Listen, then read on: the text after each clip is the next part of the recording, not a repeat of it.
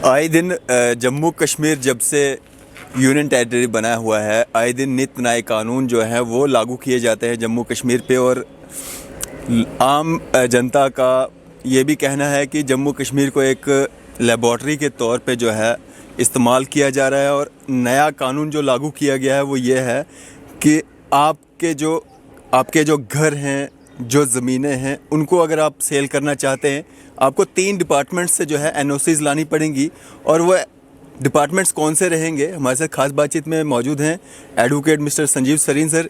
Sir, क्या कहना चाहेंगे, ये कौन से 3 डिपार्टमेंट हैं जिनसे हमें पहले एनओसी लानी है, उसके बाद हम अपने ही घर को या अपनी ही ज़मीन को सेल कर पाएंगे?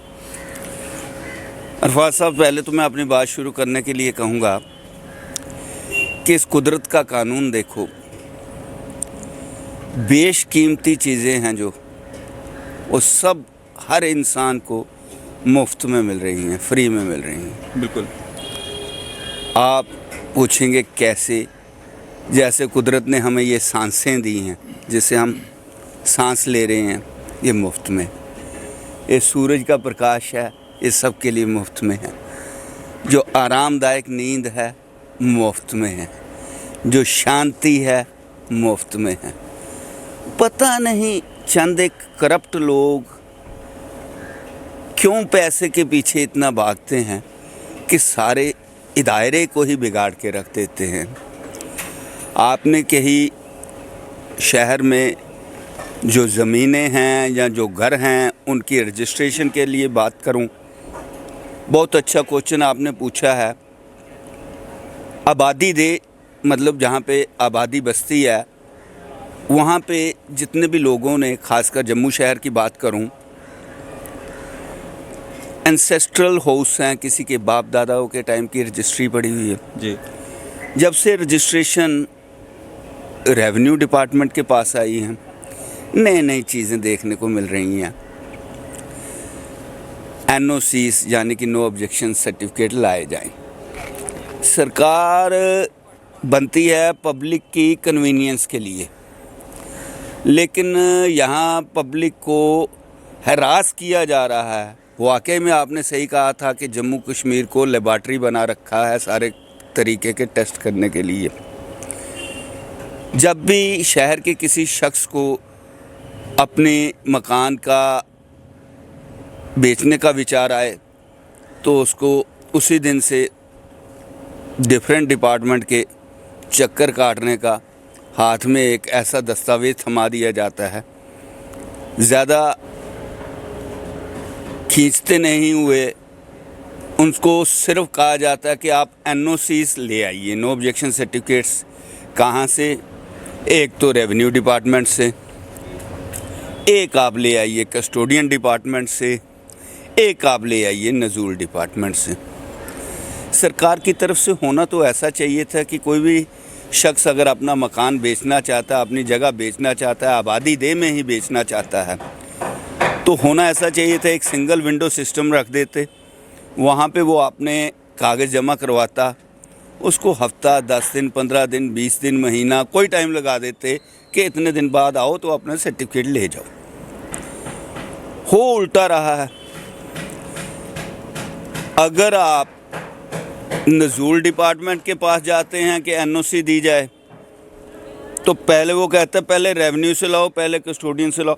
आपका क्या मतलब है? आपने देखना है कि जगह नज़ूल की है या नहीं है। अगर नज़ूल की नहीं, आप एनओसी दे दो। आपको रेवेन्यू से क्या कंसर्न, आपको कस्टोडियन से क्या कंसर्न? मतलब रिश्वतखोरी का एक अड्डा खोल रखा है। उसी तरह कस्टोडियन डिपार्टमेंट में भी जाओ, वहाँ पे भी उनके इंस्पेक्टर साहब आपका घर विज़िट करेंगे। घर विज़िट का क्या, आपके पास कस्टोडियन का रिकॉर्ड पड़ा हुआ है, आप अपना रिकॉर्ड जमा करवाइए, देखिए उसमें अगर वो है तो आप सीधा कह दीजिए एनओसी नहीं मिलेगी, अगर नहीं है तो एनओसी दे दीजिए। मतलब एक शख्स को महीनों महीने इस काम के लिए भागना दौड़ना पड़ता है। अब ऐसी बात आ गई है, उसी तरह रेवेन्यू डिपार्टमेंट में पुरानी कहावत है, खुदा को ढूंढना आसान, पटवारी को ढूंढना मुश्किल। यहाँ पे भी रेवेन्यू डिपार्टमेंट वाले पटवारी साहब आपका घर का मुआयना करेंगे, मतलब ये एक किस्म से सरकार ने रिश्वत के नए नए आयाम कायम कर रही है ये सरकार, बजाय पब्लिक को फैसिलिटेट करने के। और आप समझ सकते हैं, जो लोग भी जम्मू के यहाँ पे मेरा इंटरव्यू देख रहे हैं, आपके कमेंट बॉक्स में हमेशा लिखें और आप देखना कितने लोग कितनी देर से परेशान हैं। आपको खुद पता चल जाएगा कि ये गवर्नमेंट जो है पब्लिक के लिए कुछ नहीं कर रही। इस तरह से 3 डिपार्टमेंट से जो एनओसी लाने की बात जो कही जा रही है, आपको नहीं लगता कि इससे करप्शन को और ज़्यादा बढ़ावा मिलेगा? क्योंकि जो कुर्सियों पे बैठे हुए लोग हैं वो तो वही पुरानी समझ के लोग हैं जो पुराने सिस्टम में काम कर रहे थे, वो अभी भी उसी सिस्टम में काम कर रहे हैं। तो इससे करप्शन में बढ़ावा मिलेगा और आम जनता को काफ़ी ज़्यादा सफ़र करना पड़ेगा। आप बिल्कुल सही पकड़े हो। ये करप्शन बढ़ावा करने के लिए ही तो गवर्नमेंट ऐसा काम कर रही है। अगर ये गवर्नमेंट चाहती पब्लिक को फैसिलिटेट करना, तो वही मैं आपको कह रहा हूँ ना, एक सिंगल विंडो सिस्टम छोड़ देती। वहाँ पे आप अपनी एप्लीकेशन मूव करो, अपने कागज़ छोड़ो। अगर कोई फ़ीस भी इम्पोज करनी, फ़ीस भी लीगली एनफोर्स, जो कि गवर्नमेंट ट्रेजरी में जाए। गवर्नमेंट ट्रेजरी में कोई जाएगा नहीं। और जो लेने वाला एनओसी वो वाकई में जो अपना घर बेच रहा है, किसी न किसी परेशानी से दुखी होकर ही वो अपना घर बेच रहा होगा, क्योंकि खुशी खुशी तो कोई अपना आशियाना बेचता नहीं है। उसको और दुख दर्द को बढ़ा दिया जाता है जब इस तरह के उसके आगे अड़चनें डाल दी जाती हैं। और नेचुरली आपने सही बात कही है कि ये करप्शन को बढ़ावा देने के लिए ऐसी चीज़ें गवर्नमेंट कर रही है। सर, एक और नई चीज़ वो देखने में ये आ रही है कि कोविड के चलते भी जो है लोगों को लाइनों में लगाया गया और डोमिसाइल बनवाए गए, लेकिन अभी भी कुछ शिकायतें ऐसी आती हैं कि कुछ ऑफिसरान हैं जो ज़मीनें लेनी या बेचनी है तो स्टेट सब्जेक्ट मांग रहे हैं। तो ये क्या सिलसिला है सारा? हमें तो उनका शुक्रगुजार होना चाहिए जी। कुछ एक तो ऐसे ऑफिसर महोदयान हैं कि जिनका ज़मीर अभी मरा नहीं है, वो रियासत के लिए काम कर रहे हैं। होना अच्छा चाहिए, ऐसा ही होना चाहिए कि कम से कम बाहर के लोगों को स्टेट सब्जेक्ट के बिना ज़मीन ना मिले। क्योंकि जब सरकारें सो जाती हैं, ब्यूरोक्रेसी अपनी जगह काम करेगी। अब देखना आपके इंटरव्यू के बाद ऐसे अफसर के ऊपर ना गाज गिर जाए। लेकिन उस ऑफिसर महोदयान का मैं तो शुक्रिया अदा करता हूँ, और तहे दिल से आप भी शायद शुक्रिया अदा करें, क्योंकि आप भी रियासत बशिंदा, मैं भी रियासत बशिंदा हूँ। आज होना ऐसा ही चाहिए कि बिना स्टेट सब्जेक्ट के कोई बाहर का शख्स नहीं ज़मीन ले सके। अगर आप इसी सरकार, बीजेपी की सरकार की बात कर लीजिए, मेरे को एक बात बताएं आप, क्या हिमाचल में कोई भी आज बाहर का जाके आप ज़मीन खरीद सकते हैं? नहीं ले सकते। हिमाचल में 371 क्यों नहीं हटाई जा रही है? जम्मू से 370 हटाई गई। तो उसी तरह जम्मू कश्मीर को एक जो स्पेशल दर्जा दिया गया था वो हटा दिया गया है। तो गुजरात का क्यों नहीं हटाया जा रहा? दो जगह अलग अलग, डिफरेंट जगह, डिफरेंट एजेंडे, डिफरेंट। यहाँ तो ये अनपढ़ों की सरकार है, मैं मुंह पे कह रहा हूँ, अनपढ़ों की सरकार है। लैक ऑफ विजन, कमी है इनमें। तो यहाँ फिर इनके जो ऊपर गाइड करने वाले हैं वो इनको गुमराह कर रहे हैं। एक इंसान से अगर कोई गलती हो जाए ना, to err is a human being, किसी से भी गलती हो सकती है, मेरे से हो सकती है, आपसे भी।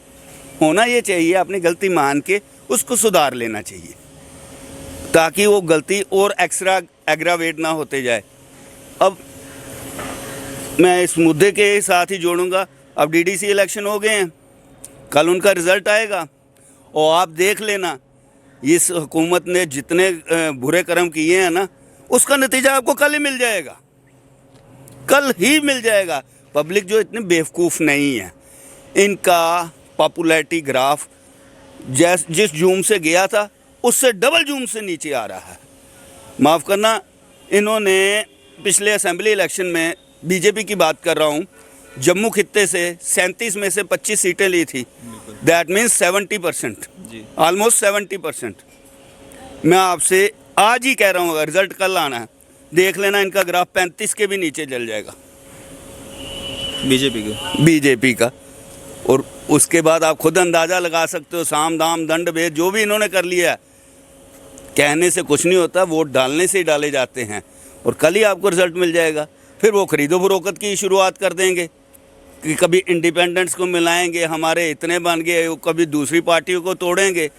ये तो पैसे का खेल है। इसीलिए मैंने आज के इंटरव्यू की शुरुआत इसी बात से की थी कि कुदरत की तरफ से जो बेशकीमती चीज़ें हैं, कुदरत ने वो सभी के लिए फ्री दी हुई हैं। चाहे वो धूप है, चाहे वो सांसें हैं हमारी, चाहे वो नींद है, चाहे वो शांति है, क्या क्या हवा पानी सब। लेकिन इन सियासतदानों ने, चंद एक करप्ट सियासतदानों ने आम आदमी का जीना इन मुफ्त की चीज़ों के बावजूद भी दूभर कर रखा है। सुरेंद्र सर, अब सियासत की बात शुरू हो ही गई है, तो क्या कश्मीर में कमल का फूल खिलेगा जिस तरह से बीजेपी दावा कर रही है, या पिछली बार जिस तरह से सरपंच और पंचिस के वहाँ से जो हैं जीत के आए बीजेपी की तरफ से, क्या इस बार भी वैसा ही देखने को मिलेगा कि डीडीसी इलेक्शंस में भी जो है कमल का फूल वहाँ पे खिलेगा? मेरे को तो नहीं लगता, क्योंकि पिछली बार ऐसा हुआ था अरफात साहब के ना तो नेशनल कॉन्फ्रेंस ने और ना ही पीडीपी है, यही दो पार्टियां जो मेन थी कश्मीर सेंट्रिक, इन्होंने पार्टिसिपेट ही नहीं किया था इलेक्शंस में। और बहुत से ऐसे आपके पास इंस्टांसेस होंगे जिसमें 5 वोट लेने वाला जीत गया, 7 वोट लेने वाला जीत गया, वो तो एक शख्स के घर के मेंबर ही होते हैं। अब ये बड़े बड़े दावे कर रहे हैं, गवर्नमेंट में बैठे हुए दावे कर रहे हैं कि हमने 280 की 280 डीडीसी की इलेक्शन बड़े पीसफुली करा दिया, पूरी दुनिया को दिखा रहे हैं ना।